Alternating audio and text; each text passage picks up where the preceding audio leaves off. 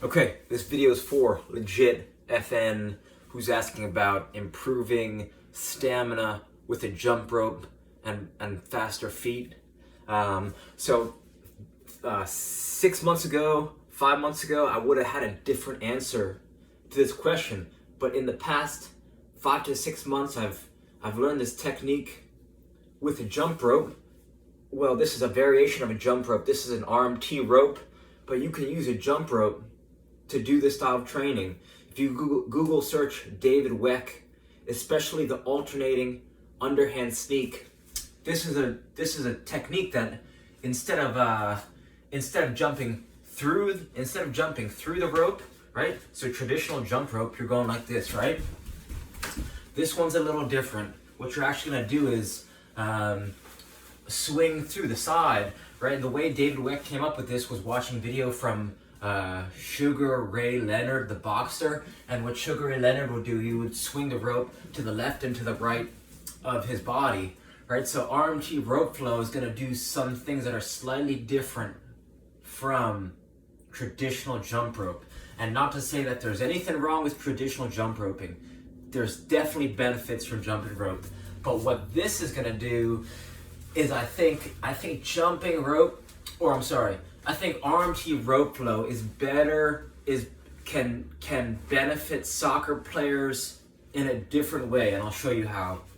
When you learn some specific patterns, right, different RMT rope flow patterns, I think they better translate to soccer, right? The alternating underhand sneak, it looks like this, right? It goes here, and you start whipping the arms down and popping that knee up. So look at that position for a second, right? I'm getting up on my toes, if you can see that. I'm getting up on, right? I'm popping that left knee up, so I'm whipping the arms down and I'm popping that knee up. What does that look like, right? Sprinters, runners pose, especially when I pop that knee up. This is a ball strike, right? This is connecting with engaging that, right? That fast twitch muscle, right? Fast twitch muscles in that leg. When someone tried to tell me the benefits, I said I'm all set.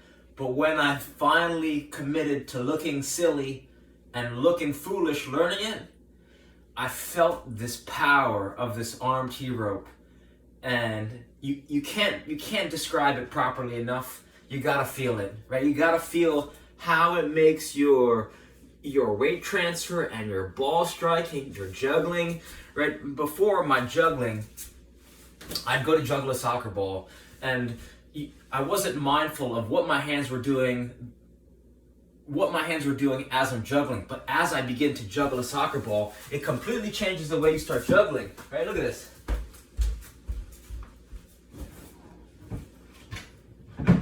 Where's my ball? Where's my ball?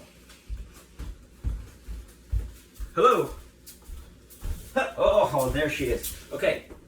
Before I was juggling, it looked like something like this, right? Just normal juggling. And right, my hands were kind of just chilling. After RMT rope flow, especially the alternating underhand sneak, this is what my juggling looks like now.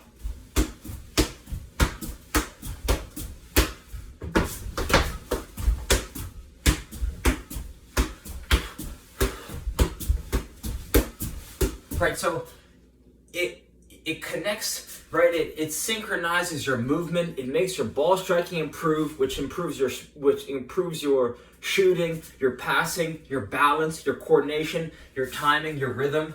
It's like the most powerful training tool that any soccer player could use, besides maybe a skills kick trainer, a tennis ball, a heavy ball, and an O2 trainer, right? I carry this RMT rope everywhere I go, right? I brought this sucker to France, to Amsterdam, to Ireland, and the beauty is you don't need to master any rope flow patterns to start seeing some benefits, right? I've taught my whole family these rope flow patterns for Christmas. Everyone got ropes, right? Everyone got RMT ropes. And the way you get started is just find yourself any rope, right? You can make this for cheap, for $10. If you don't have any rope, You could order one on Amazon, right? Prime it, maybe less than $30, and you just start swinging it around, right? Underhand, and then you can start to just. There's no wrong way to do it, right? You just kind of, you can play with,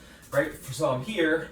The rope didn't change the pattern, but now you can start to change the position of your body, and you're just having fun with it, right? You're gonna Google take immediate action, make yourself a rope, or if you have a jump rope, that's fine, right? You just start swinging it around, and you could do the traditional, right? You could do some traditional, some hops, and do your classic, some skips, right? That's fine. But what you're gonna start to learn some other variations.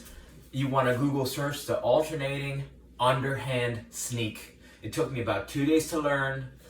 And the way you learn is first go underhand here, and then you bring your opposing hand and you grab first your elbow, and then you grab your wrist, and then you grab both ends of the rope, and then here the next step is swinging double behind the back, right?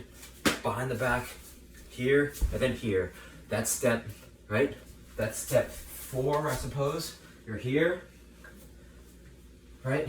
And then it's over, over, over, over, right? Wings wide, pick a side, come over. Wings wide, pick the other side, come over. Wings wide, pick a side, come over. Wings wide, pick a side, come over, right? It's from here, you swing here, and then it's here.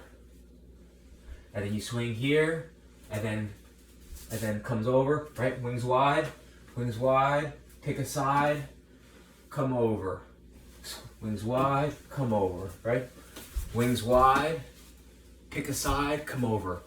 And oh man, I'm so glad you asked this question, because this thing will blow your mind. It's blown, I've been playing this game 27 years. You think you start to know shit, and then David Weck comes in and hits you in the neck with the RMT rope, just blowing your mind.